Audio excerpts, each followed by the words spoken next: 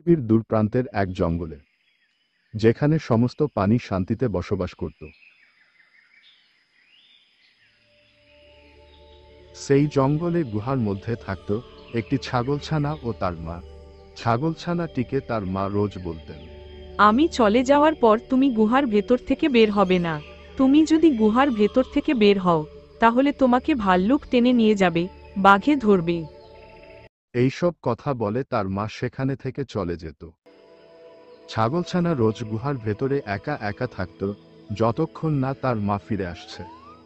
ছাগল ছাড়া আর খুব ইচ্ছা করত গুহার বাইরে যেতে। আমার তো খুব ইচ্ছা করছে বাইরে যেতে, কিন্তু মা আমাকে মানা করেছে, তাই আমি বাইরে যেতে পারবো না। এইভাবেই দিন কাটতে থাকে।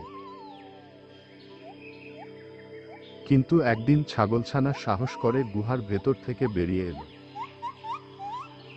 সে গুহার ভেতর থেকে বেরিয়ে এসে দেখতে পেল একটি গরুকে।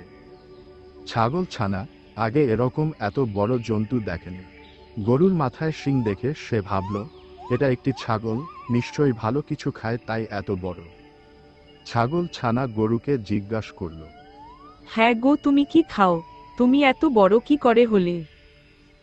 গরু ছাগলছানাকে বলল, আমি ঘাস খাই। ঘাস তো আমার মাও খায়, কিন্তু সে তো তোমার মতো এত বড় নয়। আমি তোমার মার থেকে অনেক বেশি আর ভালো ঘাস খায়। আমাকে সেখানে নিয়ে যাবে? আমিও তোমার মতো বড় হতে চাই, আমিও ওই ঘাস খাবো। হ্যাঁ, আমি তোমাকে সেখানে নিয়ে যাব, আমার সাথে চলো। তারা দুজনেই জঙ্গলে ঘাস খাওয়ার উদ্দেশ্যে রওনা দেয়। তারা দুজনে ঘাস খাওয়ার জন্য জঙ্গলের দিকে যেতে থাকে। তারা সেখানে পৌঁছে মনের আনন্দে ঘাস খেতে থাকে। কিছুক্ষণ পর সন্ধে নেমে আসলে গরু ছাগলছানাকে বলল, সন্ধে নেমে এসেছে, চলো এবার আমরা বাড়ি ফিরি। কিন্তু তখন একটি বিপদ হলো। ছাগলছানা এত বেশি ঘাস খেয়ে ফেলেছে যে সে আর চলতে পারছে না। ছাগলছানা গরুকে বলল। তুমি যাও, আমি কালকে বাড়ি ফিরবো। তখন গরু চলে গেল। কিছুক্ষণ পর জঙ্গলে সন্ধে নেমে এলো, আর ছাগলছানা একা একা জঙ্গলে থাকার জায়গা খুঁজতে লাগলো। এ তো দেখছি ভারী বিপদে পড়া গেল। এই জঙ্গলে আমি থাকবো কোথায়? ওই তো একটু দূরে একটা গুহা দেখতে পাচ্ছি, আজকের রাত্রি সেখানেই থাকা যাক। এই কথা বলে ছাগলছানা ওই গুহাতে থাকতে চলে যায়। ছাগলছানা গুহার ভেতর ঢুকল। গুহার ভেতরটা খুব অন্ধকার ছিল। বাইরে থেকে গুহার ভেতরে কিছু দেখা যাচ্ছিল না। যাক, এই জঙ্গলের মধ্যে একটা থাকার জায়গা পেয়েছি, আজকের রাতটা এখানে কাটাবো। কিন্তু ছাগলছানা জানত না তার জন্য কত বড় বিপদ অপেক্ষা করছে। এই গুহাটি ছিল একটি শিয়ালের। শিয়াল তার মামার বাড়ি থেকে নেমন্তন্ন খেয়ে বাড়ি ফিরছিল। শিয়াল যখন তার গুহার সামনে এলো, তখন বুঝতে পারল তার গুহার ভেতর কেউ আছে। কিন্তু তার গুহার ভেতর অন্ধকার হওয়ায় সে কিছু দেখতে পেল না। শিয়াল ভাবল গুহার ভিতরে হয়তো রাক্ষস আছে, তাই সে আরো ভয়ে ভয়ে বলল, আমার গুহার ভেতরে কে আছো? ছাগলছানা ছিল খুব বুদ্ধিমান, সে বলল, আমি হলাম রাক্ষস, আমি তোর গুহায় আজকে রাত্রে থাকবো। আর তুই যদি আমাকে জ্বালাস তাহলে তোকে আমি এক গ্রাসে খেয়ে ফেলবো। এই কথা শুনে শিয়াল খুব ভয় পেল। শিয়াল বলল, না না রাক্ষস ভাই, তুমি আমাকে খেও না, আমি এখান থেকে চলে যাচ্ছি। এই কথা বলে শিয়াল ওইখান থেকে দৌড় দিল।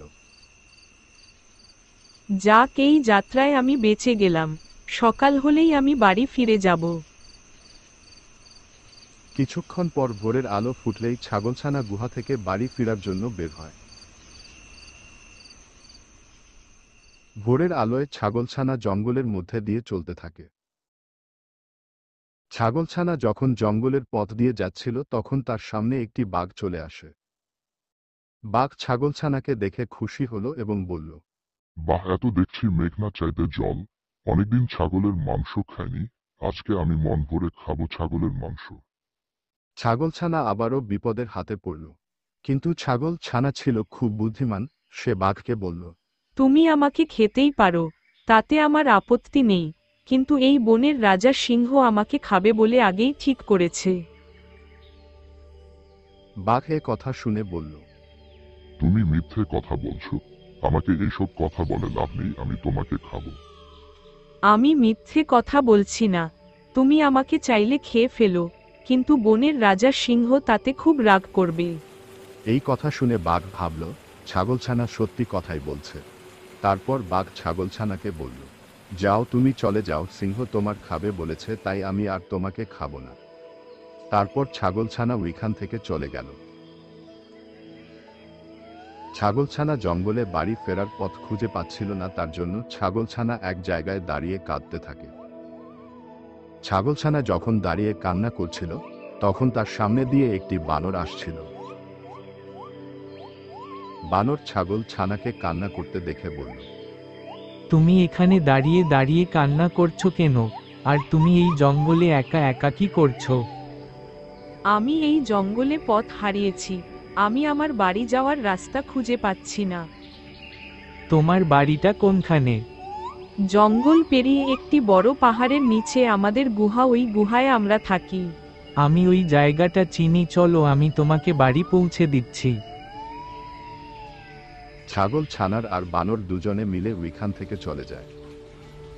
ছাগল ছানার আর বানর দুজনে মিলে জঙ্গলের মধ্যে দিয়ে চলতে থাকে।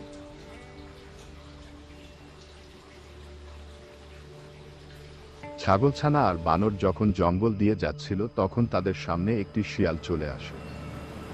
শিয়াল তাদের দুজনকে দেখে খুব খুশি হলো এবং বলল, বাহ, এই তো দেখছি জলজ্যান্ত খাবার আমার কাছে হেঁটে চলে এসেছে। তোমাদের দুজনকে এখন আমি খাবো। তারা দুজনে ভাবলো এবার হয়তো তারা শিয়ালের পেটে যাবে। যখন শিয়াল তাদেরকে খেতে যাবে, ঠিক তখনই শিয়ালের পেছনে থেকে একটি গরু ছুটে আসে। গরু তাদের দুজনকে বলল, এই জঙ্গলে তোমরা দুজন কি করছো? এই জঙ্গলে অনেক বিপদ আছে, তোমরা তাড়াতাড়ি এখান থেকে চলে যাও, নয়তো আবার কোনো শিয়াল বা বাঘ আসবে।